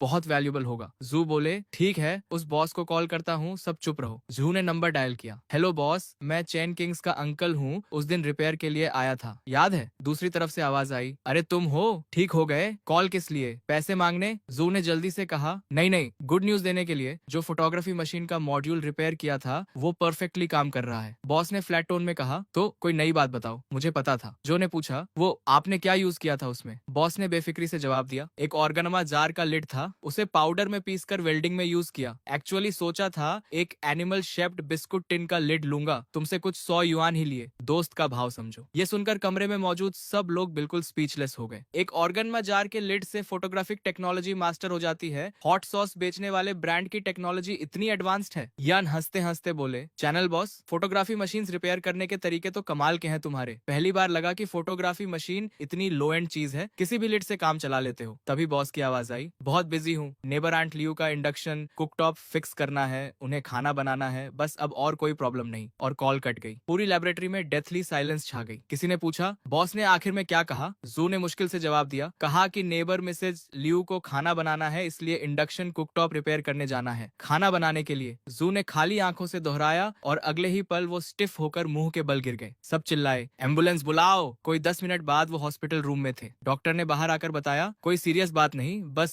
सडन इमोशनल आउटबर्स्ट की वजह से ब्लड प्रेशर स्पाइक हो गया। इनकी उम्र में स्ट्रॉन्ग इमोशंस से बचना चाहिए। ये सुनकर जू का दिल जो अभी अभी डूब रहा था थोड़ा शांत हुआ। स्ट्रॉन्ग इमोशंस और ऑर्गेनमा जार के लिड से रिपेयर हुई फोटोग्राफी मशीन से ज्यादा पावरफुल इमोशन क्या होगा? ये तो सारी साइंटिफिक थ्योरीज को उलट देने वाली बात थी। बाकी सब रिसर्चर्स जू के पास आ गए। डायरेक्टर जू, उस बॉस से दोबारा कॉन्टेक्ट करवाइए। हमें जानना है कि फोटोग्राफी मशीन रिपेयर करने वाले लिड की होगनमा ब्रांड कौन सी है। ये चाइना के लिए बहुत जरूरी है, आप अकेले मत रखिए इसे। जो ने हाथ उठाया। घबराओ मत, क्रेडिट कहीं नहीं जाएगा। बस उस बॉस का मिजाज बहुत कड़क है, हमारी स्टेटस उसकी नजर में कुछ नहीं। सही मौका देखकर उसे देश की सेवा के लिए कन्विंस करूंगा। सबने समझदारी से सिर हिलाया। उधर दोपहर की सुस्त धूप में मैं सुबह का काम निपटाकर आराम कर रहा था, हाथ सिर के पीछे रखे कुर्सी पर हिलते हुए सोच रहा था कि आज खाने में क्या होगा। तभी बाहर से एक जानी पहचानी आवाज आई। Little Chen. अरे लिटिल चेन, खाया नहीं अभी तक? देखो इंडक्शन हॉब फिक्स हो गया, कितनी जल्दी। ग्रैंडमा ने ब्रेस्ड पोर्क बनाया है, आओ चखो। मैंने मुस्कुराते हुए कहा। शुक्रिया ग्रैंडमा। सच कहूँ तो 800 मसालों वाला रेस्टोरेंट का खाना भी उस होममेड खाने के सामने कुछ नहीं, जो सिर्फ नमक और डार्क सोय सॉस से बने, कहीं ज्यादा स्वादिष्ट होता है। ग्रैंडमा बोली। शुक्रिया तो मुझे करना चाहिए, तुम रिपेयर के पैसे भी नहीं लेते। आज तुम्हारे बिना ग्रैंडमा खाना भी नहीं बना पाती। तुम तो ऑफिशियल कस्टमर सर्विस से भी बेहतर हो। इधर ये बातें हो रही थी। उधर सेंट्रल सिस्टम के मेन ऑफिस में 2 आदमी खड़े थे, जिनके सिर इतने झुके थे कि लगभग जमीन छू रहे थे। उनके सामने डेस्क पर बैठे मेन्जुआन ज्वाइंट की पीठ बिल्कुल सीधी थी और सामने रखा था वो बग जो मैंने रिपेयर किया था, एक military grade bug, alpha rated security, जिसकी कोर टेक्नोलॉजी को कई रिसर्च इंस्टीट्यूट्स ने मिलकर फाइनलाइज किया था और एक छोटी सी रिपेयर शॉप के मालिक ने उसे हैक कर लिया था। कितना वक्त लगा उसे? 5 मिनट नहीं, 6 मिनट। एक मिलिट्री ग्रेड स्पाई डिवाइस बिना किसी टूल के हैक किया, तुम मुझे बेवकूफ समझते हो? मेंजुआंट की आवाज में गुस्सा साफ था। एक ऑफिसर ने जवाब दिया, सर ये सच है, हम म्यूजिक प्लेयर बोलकर गए थे। उसने लेते ही top secret reboot sequence type किया, वो सिस्टम भी एक्टिवेट कर दिया जिस पर हम काफी वक्त से अटैक कर रहे थे और कभी सक्सेस नहीं मिली। ऐसे लगा जैसे वो शुरू से जानता था कि ये क्या है। एक अप्लायंस रिपेयरमैन ने बिना किसी टूल के सिर्फ उंगली से टैप करके सब कर दिया। एग्जैक्टली साइंस फिक्शन मूवी जैसा था। पूरे ऑफिस में एक भारी खामोशी छा गई। मेंजुएंट ने कुर्सी पर टेक लगाई, आंखें बंद की, सांसें स्टेडी थी लेकिन दिमाग तेजी से चल रहा था। उस शॉप में कुछ स्पेशल था? नहीं सर, बिल्कुल ऑर्डिनरी रिपेयर शॉप थी। तेल के दाग, हर तरफ स्पेयर पार्ट्स, बेहद मेसी। हमने कई बार इंस्पेक्ट किया, कोई सीक्रेट कंपार्टमेंट नहीं, कोई हाईटेक इक्विपमेंट नहीं। मेंजुएंट ने गहरी सांस ली, चेहरे पर डिसअपॉइंटमेंट था। जो इंसान इतनी आसानी से इसे डिसाइफर कर सके वो एक मेसी रिपेयर शॉप में बैठा हो, ये बात अपने आप में बहुत स्ट्रेंज है। या तो ये जू का हिडन एसेट है। फिर उन्होंने खुद ही आइडिया खारिज किया, नहीं, अगर जू का एसेट होता तो जू कभी बताता नहीं। तभी ऑफिस का दरवाजा जोर से खुला। डायरेक्टर सोने, जल्दी देखिए, जो झूठ नहीं बोल रहा था, 1% एक्यूरेसी सच है। मेंजुआंट ने डॉक्यूमेंट लिया, नजर डाली और तुरंत माथे पर बल पड़ गए। ये रिपोर्ट डीन यान ने 7वीं रिसर्च इंस्टीट्यूट से भेजी है, डायरेक्टर सोने। इस रिपोर्ट के साथ हम दुनिया को चाइना की ऑप्टिकल टेक्नोलॉजी में ब्रेक थ्रू अनाउंस कर सकते हैं। और डीन यान तुम्हारे साथ नहीं आए? डीन यान हॉस्पिटल में है। हॉस्पिटल में? क्या हुआ? बीमार नहीं है, बस रिपोर्ट देखकर इतने एक्साइटेड हो गए कि बेहोश हो गए। डॉक्टर ने कहा। एक्साइटमेंट स्पाइक से ब्लड प्रेशर बढ़ गया। सोने बिल्कुल स्पीचलेस रह गए। लगता था वो दिन आ ही गया था जब चाइना वेस्टर्न ब्लॉकेट तोड़ने वाला था। तभी डेस्क पर फोन बजा। हेलो जनरल जियो। हाँ मैं जानता हूँ। नहीं, बिल्कुल नहीं जनरल जियो, मैं जानता हूँ तुम सब यूआईओ को फंसाना चाहते हो, लेकिन जो तुम मांग रहे हो वो रेगुलेशंस के खिलाफ है। नहीं, एब्सोल्युटली नहीं। फोन उठाते ही सोने ने एक के बाद एक रिफ्यूजल्स दे दिए। चेहरा हर पल और सख्त होता जा रहा था। जाओ, मैं हेल्प नहीं करना नहीं चाहता, बात यह है कि कर नहीं सकता। सीईओ एक परफेक्ट स्ट्रेटेजिस्ट है। मिलिट्री मैन्यूअर्स में यूआईएओ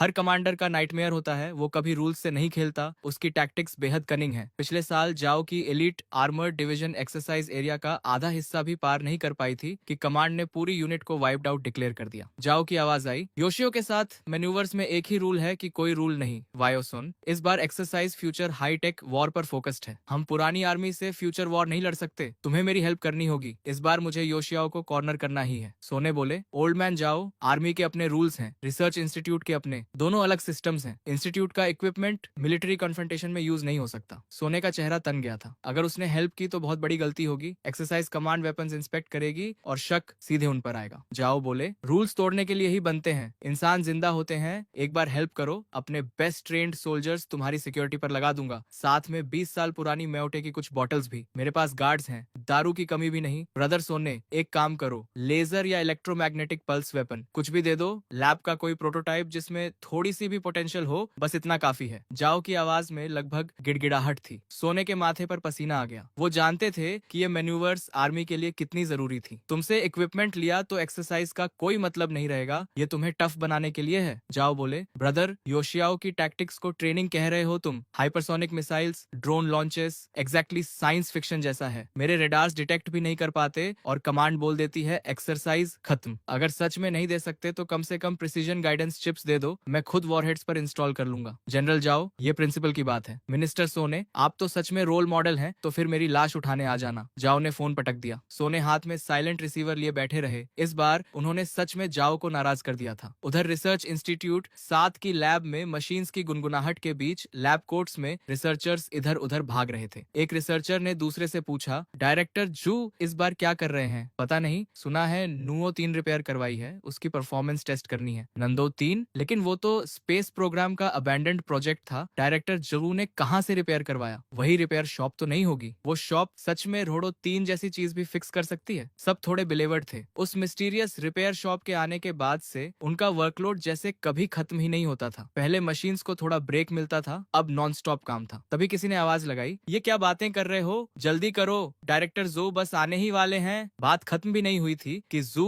प्रोटेक्टिव क्लोथिंग पहने एक स्मॉल ब्रीफकेस लिए अंदर आ गए। प्रेपरेशंस कैसी हैं? सर सब रेडी है। अच्छा, नंदो 3 सैटेलाइट नेविगेशन सिस्टम के high precision atomic clock synchronisation chip का टेस्ट ऑफिशियली शुरू होता है। नंदो 3 चिप रेडी करो, टारगेट लॉक करो, सिमुलेटेड इंटरफेरेंस सिग्नल लॉन्च करो, इंटेंसिटी लेवल 5। लेवल 5 अनाउंस करते वक्त एक स्लाइट हेजिटेशन आई क्योंकि लेवल 5 इंटरफेरेंस लगभग वर्स्ट कॉम्बैट कंडीशंस का सिमुलेशन था। ऐसे एनवायरनमेंट में कोई भी state of the art navigation system completely blind हो जाता। शुरू करो। जू देओ के कमांड पर ड्रोन मूव करने लगा। प्रोजेक्शन स्क्रीन पर ड्रोन के सारे पैरामीटर्स दिख रहे थे। अगले ही पल एनवायरनमेंट ड्रास्टिकली बदल गया। डेटा स्पाइक होने लगा। कॉम्प्लेक्स इंटरफेरेंस सिग्नल्स ने ड्रोन को कंप्लीटली घेर लिया और जो डिवाइस अभी परफेक्टली स्टेबल थी वो वबल करने लगी। Alert, drone trajectory deviation. जोदेओ का चेहरा देखा, डिसअपॉइंटमेंट साफ था। फेलियर, जैसा मुझे डर था। दुनिया सबके साथ फेयर है। शेन योंजो का लिथोग्राफी मशीन रिपेयर करना पहले से ही इनक्रेडिबल था। नांदू सैटेलाइट नेविगेशन सिस्टम उनकी एक्सपर्टीज से बाहर था। लेकिन जैसे ही जोदेओ ने निराशी में सिर झुकाया, कमरे में सडनली एक्सक्लेमेशंस गूंज उठे। उन्होंने झट से सिर उठाया और देखा कि होलोग्राफिक स्क्रीन पर एक तीसरा डेटा सेट आ गया था, चिप के खुद के एल्गोरिदम से। उस एल्गोरिदम ने ड्रोन के डेटा को ओवरराइट करके अपना सुपर इम्पोज कर दिया और देखते ही देखते लार्ज स्क्रीन का डेटा स्टेबलाइज हो गया, बिल्कुल स्टिल, और ड्रोन स्काई में सेफली सर्कल करने लगा। ये क्या था? हमारे सैटेलाइट्स में ऐसा कुछ होता है, लेकिन नांडू सैटेलाइट में नहीं था, लेकिन चेन बॉस के पास था। जू के चेहरे पर एक्सट्रीमली स्मग स्माइल आ गई। मैंने अंदर एल्गोरिदम थोड़ा ट्यूक किया था, लेकिन मुझे खुद नहीं पता था कि मेरी रैंडम सी मॉडिफिकेशन से ड्रोन लेवल 5 इंटरफेरेंस में भी सर्वाइव कर लेगा। किसी ने आवाज में वंडर के साथ कहा, इस बंदे को इंस्टीट्यूट में ले आए तो क्या ही बात हो, लेकिन आखिर ये बॉस है कौन? क्या वो सच में कुछ भी फिक्स कर सकता है? भीड़ में क्यूरियोसिटी बढ़ गई। एयरलाइनर मॉड्यूल फॉल्टी था, फिक्स कर दिया। नांडू चिप नंबर 3 फिक्स कर दिया, और हर बार जो उसके हाथ से निकलता है वो पहले से बेहतर होकर निकलता है। ये सुनकर सीन फ्रीज हो गया। सब स्टंट थे। ये डेटा सिर्फ नंदो नंबर 3 की सक्सेस नहीं था, ये यूक्सिया की साइंटिफिक रिसर्च हिस्ट्री में एक अनप्रेसिडेंटेड ब्रेक थ्रू था। इधर जू फोन डायल कर रहे थे। हेलो चेन बॉस, मैं हूँ। रिया चिप नंबर 3 के बारे में, वो जो आपकी शॉप में ऑलमोस्ट डेड हो गई थी। बॉस की आवाज आई। तो कॉल किस लिए? पैसे मांगने? नहीं, गुड न्यूज देने के लिए। आपने जो चिप रिपेयर की वो अब 100th ऑफ अ मिलीमीटर तक स्टेबल है। ट्रूली रिमार्केबल रिजल्ट है। बॉस ने फ्लैट टोन में कहा। ठीक है, और कुछ? जू एक्साइटेडली बात करते रहे, लेकिन दूसरी तरफ से कोई एंथुजियाज्म नहीं था। सरप्राइज नहीं है बॉस इस डेटा से? सरप्राइज क्यों हूँ? मुझे चार्लेटन समझते हो? मेरे प्रिंसिपल्स हैं, तुमसे कुछ 100 युआन लिए हैं। क्या लगता है बेकार लिए? बॉस, वो बात नहीं है। बीप, कॉल कट गई। जू थोड़ा लॉस्ट फील कर रहे थे। लगा जैसे वो खुद ही ट्रैप में फंस गए। एक रिसर्चर ने पूछा, मिस्टर डायरेक्टर ठीक है? हाँ, ये चिप इंस्टॉल करो, मुझे एरोस्पेस डिपार्टमेंट जाना है। रिया नंबर 3 एरोस्पेस डिपार्टमेंट से ही आई थी। उन्होंने कहा था कि ये रिपेयर नहीं होगी और लक ट्राई करने के लिए जो को दे दी थी। उधर शहर के दूसरी तरफ एक military vehicle aerospace systems department की तरफ स्पीड से जा रही थी। बैक सीट में जियो का चेहरा बिल्कुल ठंडरस था। उस स्टबन म्यूल ने हेल्प नहीं की। ठीक है, एरोस्पेस सिस्टम्स डिपार्टमेंट में जेंकीवेन से डायरेक्टली मिलता हूँ, कम से कम यहाँ उड़ने वालों का ख्याल रखा जाता है। इस सोच के साथ जाओ के दिल में उम्मीद जागी। एरोस्पेस सिस्टम्स डिपार्टमेंट के अंदर फिगर्स इधर उधर भाग रहे थे। इंडिस्क्राइबेबल केओस था। जेंकीवेन का ऑफिस किसी ऑफिस जैसा बिल्कुल नहीं लग रहा था। वॉर टाइम कमांड पोस्ट जैसा था। फोन्स लगातार बज रहे थे। भीड़ का आना जाना किसी मार्केट प्लेस से कम नहीं था। सब जैसे हाइपर एक्टिव मोड में थे, बस चेहरों पर अर्जेंट लिखा होना बाकी था। मिनिस्टर साहब, ड्रोन इंजन की रिपोर्ट पर सिग्नेचर चाहिए। 1 मिनट रुको मिनिस्टर, लॉन्च कॉम्प्लेक्स 3 के सर्किट्स इंप्रूव करने का प्लान देखना जरूरी है। जेनवेन एक हाथ में फोन पकड़े डेस्क पर बैठे थे, आंखें डॉक्यूमेंट्स पर जमी थीं। उस वक्त वो चाहते थे कि किसी तरह खुद को डुप्लीकेट कर लें। तभी एंट्रेंस से एक एक्साइटेड आवाज आई, ओल्ड मैन, यहाँ कैसे? जो ने खुशी से कहा, नांडू 3 चिप देखो, एनकैप्सुलेशन के साथ हमने नांडू 3 रिपेयर कर दी तुम्हारे लिए। जेनवेन ने हैरानी से कहा, नांडू 3? वो प्रोजेक्ट तो अबैंडन नहीं था, कहाँ से रिपेयर करवाई और परफॉर्मेंस कैसी है? जू बोले, मैंने पहले ही इनिशियल चेक्स कर लिए हैं। प्रिसीजन और एंटी इंटरफेरेंस कैपेबिलिटी देखकर तुम स्पीचलेस हो जाओगे। जेनवेन ने थके हुए लहजे में कहा, बस ओल्ड जू, अभी वक्त नहीं है। ये फाइल्स का पहाड़ देख रहे हो, खुद देखना है तो देखो, आज तुम पर टाइम वेस्ट नहीं होगा। जू ने जोर दिया, लेकिन मैंने सच में फिक्स की है। जेनवेन ने नाराजगी से घूरते हुए कहा, एक बार और साफ बोल देता हूँ, नांदू 3 प्रोजेक्ट को हायर अथॉरिटीज ने बहुत पहले कंडेम कर दिया था। इसे रिपेयर करने में कोलोसल रिसोर्सेज लगते, कोई गारंटी नहीं थी। जू ने कहा, लेकिन मैंने सच में रिपेयर की है, एक बार देख तो लो। नहीं, हाँ हाँ। जेनवेन ने इरिटेशन में ब्रीफकेस दूर धकेल दिया। जू का चेहरा तुरंत उतर गया। पैर के तलवे से सिर तक गुस्से की लहर दौड़ गई। उन्होंने ब्रीफकेस उठाया और बिना एक शब्द कहे ऑफिस से निकल गए। ठीक उसी वक्त एडमिनिस्ट्रेशन बिल्डिंग से एक और फिगर निकली। जो और उनका बॉडीगार्ड, दोनों के चेहरे एक दूसरे से ज्यादा डार्क थे। जो बड़बड़ाए, ये जेनवेन भी बिल्कुल सोमिनेंट जैसा है, प्रिंसिपल का इतना पक्का कि हैंडल करना इम्पॉसिबल है। थ्रेट्स भी किए, फ्लैटरी भी की, लेकिन ये जेनकीवेन टस से मस नहीं हुआ। नंदो 3 की बात करना बेकार गया। तभी कोर्टयार्ड में उन्हें किसी की बड़बड़ाहट सुनाई दी। नंदो, वो एम्बिशियस प्रोजेक्ट जो कुछ समय पहले अबैंडन हो गया था, वो कटिंग एज प्रोजेक्ट? जाओ ने सिर घुमाया और नजर जू से मिली, जिनका चेहरा किसी एंग्री गोस्ट से भी ज्यादा सलन था। गुड मॉर्निंग सर, अभी नांदो 3 की बात कर रहे थे। ये सुनकर जू ने सिर उठाया और फ्रीज हो गए। भगवान, शोल्डर पर स्टार्स देखकर ही समझ आ गया। जनरल, हाँ नांदो 3, हमारे 7वीं इंजीनियरिंग इंस्टीट्यूट ने नांदो 3 चिप रिपेयर कर दी है। लेकिन वो बेवकूफ जेनकीवेन कुछ समझता ही नहीं, बोलता रहा कि नंदो 3 कॉन्टिफेक्टर है। जो ने क्विकली जियो को ग्रीट किया और अपना स्मॉल बॉक्स प्रेजेंट किया। जियो ने कहा, नंदो 3, मुझे लगता था ये प्रोजेक्ट अबैंडन हो चुका था। जो बोले, वो पहले था, हमारे रिसर्च इंस्टीट्यूट ने प्रॉब्लम ओवरकम कर ली है, चिप टेक्नोलॉजी अपग्रेड हो गई है। अब इसकी प्रिसीजन इतनी है कि मक्खी को टारगेट कर सके, anti interference capability super human level की है, आसमान गिर जाए तो भी काम करती रहेगी, और सबसे इंपॉर्टेंट, इसका खुद का इंडिपेंडेंट कंप्यूटिंग एल्गोरिदम है। फाइनली एक रिसेप्टिव ऑडियंस मिला था। जू पैशनेट प्रेजेंटेशन मोड में आ गए। जाओ अमेजमेंट से सुन रहे थे, सच में इतनी पावरफुल है। वो जनरल थे, ट्रूप्स लीड करना जानते थे, लेकिन scientific research data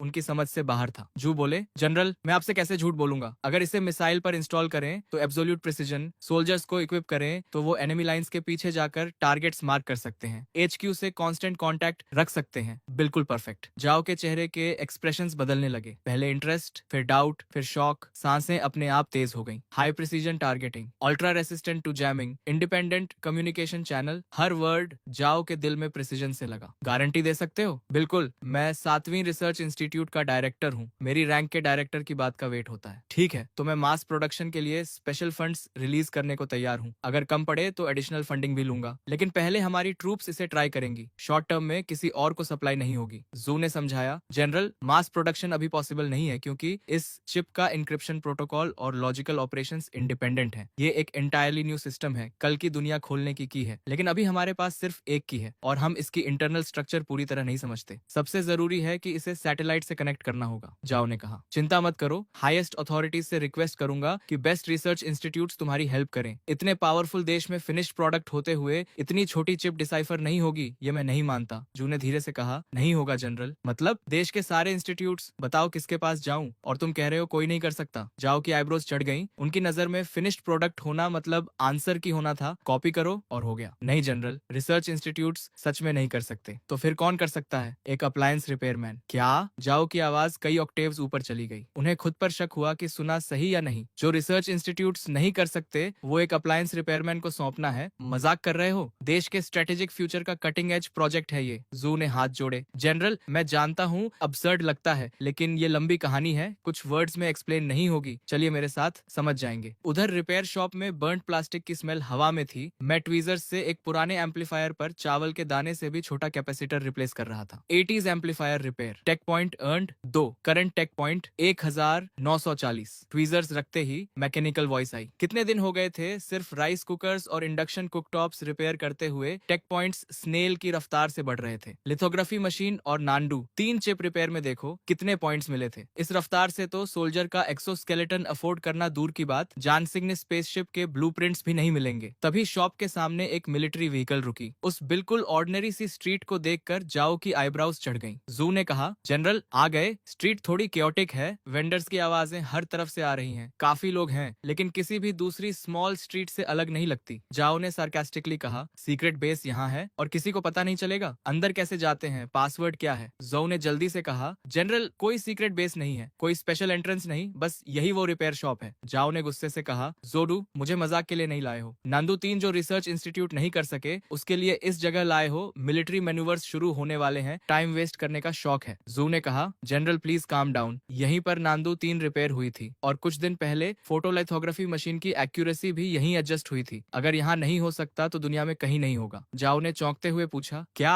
photolithography machines भी रिपेयर करते हैं यहाँ? वो जू को इंटेंटली देखने लगे। आखिर 7वीं रिसर्च इंस्टीट्यूट का डायरेक्टर है, इस कैलिबर का आदमी मुझे फंसाने के लिए झूठ नहीं बोलेगा। ठीक है, चलते हैं अंदर, लेकिन अगर वैसा नहीं निकला जैसा बताया है तो चाहे दुनिया के किंग हो, उड़ा दूंगा। जाओ ने कपड़े ठीक किए और रिपेयर शॉप की तरफ बढ़े। जू ने राहत की सांस ली। Detection of repairable objects, type 3 tactical flashlight, internal circuit short circuit, individual tactical goggles, Falcon thermal imaging layer peeled off, damaged hummingbird micro communicator signal receiver module. जैसे ही वो अंदर आए, मैंने जाओ के साथ वाले बंदे पर तुरंत रिपेयरेबल चीजें स्पॉट कर ली। ये सब मिलिट्री इक्विपमेंट था और जो ग्रुप लीड कर रहा था वो क्लियरली कोई बड़ा आदमी था, आर्मी का बड़ा ऑफिसर। जू ने कहा, बॉस काफी टाइम हो गया। मैंने पॉलिटनेस से कहा, सर काफी टाइम हुआ, कैसे हैं? कस्टमर इज किंग, पॉलिट तो रहना पड़ेगा। जू बोले, बिल्कुल ठीक है, चिप भी ठीक है, जो भी रिपेयर करते हो चेन बॉस परफेक्टली काम करता है। वापस जाकर पूरी बैटरी ऑफ टेस्ट की, परफॉर्मेंस ओरिजिनल से भी बेटर निकली। मैंने फ्लैट टोन में कहा, कोई नई बात बताओ। जाओ ने साइडवेज नजर से देखा। उन्हें कम से कम 40 से 50 साल के किसी एक्सपर्ट की उम्मीद थी, लेकिन ये तो मुश्किल से 20 साल का लड़का था। प्रिसीजन इंस्ट्रूमेंट्स की उम्मीद थी, लेकिन रस्ट और बर्न प्लास्टिक की स्मेल के अलावा कुछ नहीं था। Young, smooth talking, nonchalant, arrogant, और ये एक्सपर्ट माना जाए। जाओ मन ही मन बोले, ये तो बुरा मजाक है। मैंने कहा, जनरल अभी शुरू भी नहीं हुए और तुम्हारे साथ जो चीफ और एडीडी कैंप हैं, उनकी बेल्ट पर टैक्टिकल फ्लैशलाइट का सर्किट बोर्ड प्रॉब्लम में है। गॉगल्स की थर्मल इमेजिंग कोटिंग पूरी तरह पीलिंग ऑफ हो रही है, रात को अंधे के बराबर है, और माइक्रो कम्युनिकेटर का सिग्नल मॉड्यूल भी फ्राइड है। ये मुंह पर एक्सप्लोड नहीं होगा, इसकी चिंता नहीं है। मेरी आवाज लाउड नहीं थी, लेकिन सबके कानों तक पहुंची, खासकर जाओ के एडडी कैंप के। उसने इनक्रेजुलसली पूछा, ये कैसे पॉसिबल है? जाओ के एडडी कैंप ने रिपोर्ट किया, जनरल फ्लैशलाइट कुछ दिन पहले ट्रेनिंग में एक्सीडेंटली डैमेज हुई थी। गॉगल्स और कम्युनिकेटर ब्रेकडाउन हो गए थे। आज रिप्लेस करने का प्लान था, लेकिन राउट सडनली बदल गया। जाओ भड़क गए। इतना इंपॉर्टेंट इक्विपमेंट तोड़ रखा है, मिशन पर हो या पार्क में घूम रहे हो, रिपोर्ट किए बिना रिप्लेस नहीं होता। बैटलफील्ड पर तो वॉकिंग टारगेट बन जाते। जाओ पहले से गुस्से में थे और अब एट डे कैंप पर उंगली उठाकर बरस रहे थे, लेकिन तभी जो का बॉडी फ्रीज हो गया। वो अंदर आते वक्त एक वर्ड नहीं बोले थे, तो इस लड़के को ये सब कैसे पता चला? तुम्हें कैसे पता? तब कहीं जाकर जाओ को रियलाइज हुआ, उनकी आंखें मुझ पर जम गईं। सालों की कॉम्बैट ट्रेनिंग से उस बूढ़े सोल्जर में एक आइस एरा आ गई थी, जो अचानक अनलैश हो गई। जो डर के मारे उछल पड़े। उन्हें लगा जाओ के ऑर्डर पर एट डे कैंप मुझे बाहर खींचकर पीट देगा। मैंने बिना घबराए कहा, ऑनेस्ट लोग बॉडीगार्ड लेकर नहीं चलते। वैसे आर्मी में रैंक से मुझे कोई फर्क नहीं पड़ता, लेकिन ये मेरी जगह है। मेरे टेरिटरी पर ड्रैगन को भी झुकना पड़ता है और टाइगर को भी लेटना पड़ता है। पसंद नहीं तो दरवाजा खुला है। जू की आंखें फट गईं। चेन बॉस इतना डायरेक्ट मत हो, ये जनरल हैं, चाहे तो तुम्हारी शॉप को ब्लास्ट फर्नेस में डाल दें। जाओ भी स्टंट थे। डिसबिलीफ और शॉक दोनों उनकी आंखों में दिखे। सालों में ड्रिल सार्जेंट की कुछ किक्स के बाद किसी ने उनसे इस तरह बात करने की हिम्मत नहीं की थी। जाओ के एट डे कैंप से रहा नहीं गया। उसने मुट्ठी बांधी और मेरी तरफ लपका। रुको, जाओ ने ऑर्डर दिया। एट डे कैंप जहां था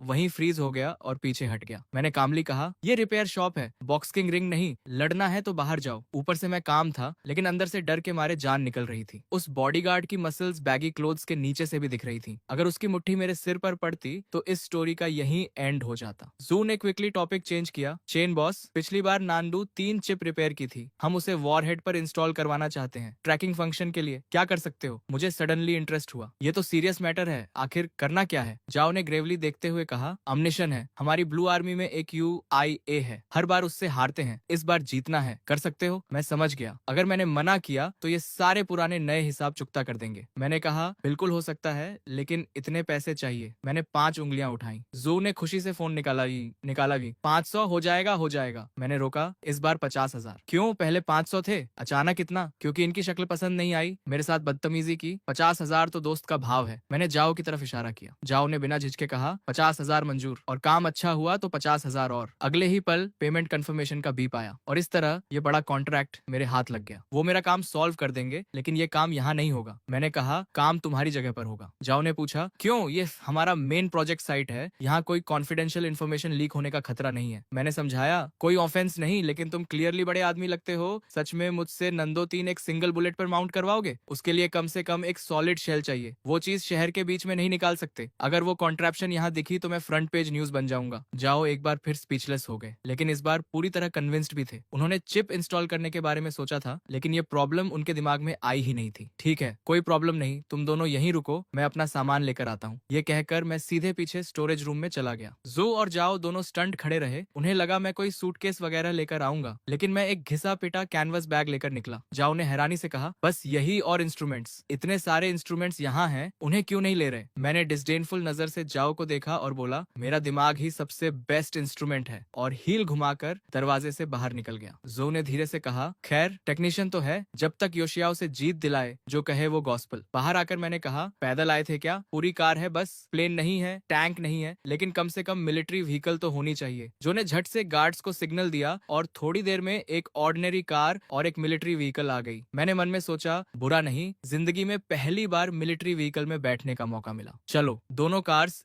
तेजी से सड़क पर दौड़ने लगी। मैं बैक सीट पर टेक लगाकर आंखें बंद करके आराम करने लगा। कन्वेंशनल वॉरहेड में चिप ऐड करना ये काम चेन वेव्स रिपेयर करने से कहीं ज्यादा इंटरेस्टिंग था। कन्वेंशनल वॉरहेड का फ्लाइट पाथ खासकर टर्मिनल फेज में कई फैक्टर से इन्फ्लुएंस होता है, air currents, temperature, humidity, target movement वगैरह। टर्मिनल करेक्शन वो फाइनल फेज होता है जब GIV टारगेट के पास पहुंचने वाली होती है। इंटरनल माइक्रो प्रोपल्सर्स ट्रैक्टरी एडजस्ट करके डिविएशंस करेक्ट करते हैं। कुछ घंटों बाद दोनों कार्स एक हेविली गार्डेड एनकैंपमेंट में स्लोली दाखिल हुई। ऊंची वॉल्स, इलेक्ट्रिक फेंसेस, हर तरफ गार्ड्स, हेविली आर्म्ड सोल्जर्स लगातार पेट्रोल कर रहे थे। अंदर घुसते ही एक टेरिबली ऑस्टियर एटमॉस्फेयर फील हुई। ये डेफिनेटली मिलिट्री कैंप था, कोई शक नहीं। माहौल सच में इम्पोजिंग था। जू ने कहा, मिस्टर चेन आ गए। मैं वॉन कैनवस बैग थामे कार से उतरा। बिल्डिंग के अंदर जाते ही मैं कंप्लीटली स्टनड रह गया। रिपेयर शॉप से तो रात दिन का फर्क था। एक ह्यूज हैंगर जैसी structure, open space, precision instruments से भरा हुआ, जिनके नाम भी मुझे नहीं पता थे, सब ऑपरेट हो रहे थे। अलग अलग यूनिफॉर्म्स में स्टाफ मेंबर्स अपने अपने पोस्ट पर बिजी थे और मेरी एंट्री होते ही सबकी नजरें मुझ पर आ गईं। एक ने धीरे से कहा, वो जनरल जो है ना, पीछे वो यंग आदमी कौन है? दूसरे ने जवाब दिया, पता नहीं, कोई इंपॉर्टेंट नहीं लगता, किसी गांव से आया देहाती लग रहा है। तीसरे ने कहा, बकवास बंद करो, जनरल जो के साथ ऑर्डिनरी आदमी नहीं होता। जो ने आवाज लगाई, सब काम रोको, असेंबल करो। थोड़ी देर में दर्जनों मिलिट्री टेक्नीशियंस यूनिफॉर्म्स में लाइन में खड़े थे। जाओ ने कहा, इंट्रोडक्शन करवाता हूँ, ये जुदेंग है, 7वीं रिसर्च इंस्टीट्यूट के डायरेक्टर, और ये शेनवांजो हैं, एक रिपेयर शॉप के ओनर। सबने एक साथ मेरी तरफ देखा। चेहरों पर इनकॉम्प्रिहेंशन साफ था। एक रिपेयर शॉप का ओनर यहाँ क्या कर रहा है? जाओ ने जू से कहा, डायरेक्टर जू, इंट्रोडक्शन आप करवाइए। जू ने ब्रीफकेस से चिप निकाली। डियर कॉलीग्स, आज हम इसी चीज के लिए यहाँ हैं। सबने गर्दनें आगे की। ये क्या है? हाई टेक्नोलॉजी लग रही है। ऑर्डिनरी तो नहीं है, लेकिन काम क्या करती है? जू ने बताया, ये नंदो 3 सैटेलाइट नेविगेशन सिस्टम की चिप है। नंदो 3, वो रिसर्च प्रोजेक्ट तो बंद हो गया था, टेक्नोलॉजी नहीं थी, पैसे नहीं थे, टाइम नहीं था, ये वापस कैसे आई? बेस के सीनियर ऑफिसर ने चिप हाथ में लेकर क्लोजली देखा। सीमलेस मोनोकोक डिजाइन, ऐसी टेक्नोलॉजी पहले कभी नहीं देखी। सर्किट मटेरियल भी अनयूजुअल है, ऑर्डिनरी सिलिकॉन नहीं, कार्बन बेस्ड मटेरियल लग रहा है। प्रिसीजन देखो, कम से कम 3 नैनोमीटर से कम होगी। किस लैब से आई है, पूरा सीरियल नंबर है, और इस लेवल के इंटीग्रेशन के साथ कूलिंग का इंतजाम। जब रन करेगी तो हीट इनॉर्मस होगी। कुछ ही सेकंड्स में पूरी भीड़ चैटरिंग और एक्सक्लेमिंग करने लगी। जाओ ने सीन देखा। ये सब दूसरे रिसर्च इंस्टीट्यूट से पोच किए गए स्पेशलिस्ट थे, और इन सब ने एक नजर में समझ लिया था कि ये चिप कितनी फॉर्मिडेबल थी। जाओ ने पूछा, तो क्या सोचते हो सब? एक सीनियर ने बिटर स्माइल के साथ सिर हिलाया। सॉरी जनरल, हम इसे पूरी तरह समझ नहीं पाए। बस इतना कह सकते हैं कि ये ऑब्जेक्ट एक्सेप्शनल है, और जिस इंस्टीट्यूट ने बनाई वो भी उतनी ही एक्सेप्शनल होगी। बाकियों ने भी सिर हिलाया। चेहरों पर कंफ्यूजन और गहरा होता जा रहा था। जाओ का चेहरा डार्क हो गया। उन्हें लगता था यहाँ के लोग टॉप नॉच हैं, लेकिन इतनी छोटी चिप इनकी समझ से पूरी तरह बाहर थी। जाओ ने गहरी सांस लेकर मेरी तरफ मुड़कर कहा, मिस्टर चेन, इन्हें ब्रीफ इंट्रोडक्शन दे सकते हो? मैं तभी से डिस्क्रीटली इक्विपमेंट और सराउंडिंग्स ऑब्जर्व कर रहा था। रिपेयर शॉप से कंपेयर करें तो रात दिन का फर्क था, लेकिन इतना सोफिस्टिकेटेड सेटअप इन इनकॉम्पिटेंट्स के हाथ में, ये सच में रिडिकुलस था। मैंने एक छोटी कॉन्टेम्प्टस लाफ दी, आगे बढ़कर चिप उठाई और बोला, मुझे लगा था तुम नोटिस नहीं करोगे, लेकिन इतने क्लूलेस हो गए ये नहीं सोचा था। सबके माथे पर बल पड़ गए। एक ने कहा, यह है कौन? बच्चा है, यहाँ जो आता है कम से कम डॉक्टरेट होती है, ये तो यूनिवर्सिटी फिनिश भी नहीं किया लगता। क्या एरोगेंट टोन है, खुद ही घुट जाएगा। मैंने बिना परवाह किए कहा, इसे रिया नंबर 3 कहते हैं, ये तो जानते हो। इसकी सेंट्रल कंप्यूटिंग यूनिट 114 न्यूक्लियॉन्स की सीक्वेंस यूज करती है। तुम नहीं समझोगे, ये नॉर्मल है। किसी ने पूछा, 114 न्यूक्लियॉन्स की सीक्वेंस ये क्या होती है? हम जानना चाहते हैं कि इस लेवल के इंटीग्रेशन के साथ ऑपरेशन के दौरान हीट डिसिपेशन कैसे मैनेज होती है। मैंने डिटैच्ड एयर के साथ चिप दिखाते हुए कहा, वो मैंने ऑलरेडी मॉडिफाई कर दिया है। टिंगसन परमाबाइट और thermally super conducting material use किया है। रियल वर्ल्ड कंडीशंस में स्टेबल डेली ऑपरेशन के लिए परफेक्टली अडेप्ट हो जाती है। चिप पर ये माइक्रो परफोरेशंस देख रहे हो, ये मिनिएचर थर्मो इलेक्ट्रिक जनरेशन के इंटेक पोर्ट्स हैं। कैलकुलेशन से जो थर्मल एनर्जी प्रोड्यूस होती है वो इलेक्ट्रिकल एनर्जी में कन्वर्ट हो जाती है, यानी सिस्टम पूरी तरह सेल्फ सफिशिएंट है। लेकिन वहां मौजूद कोई भी काम नहीं था।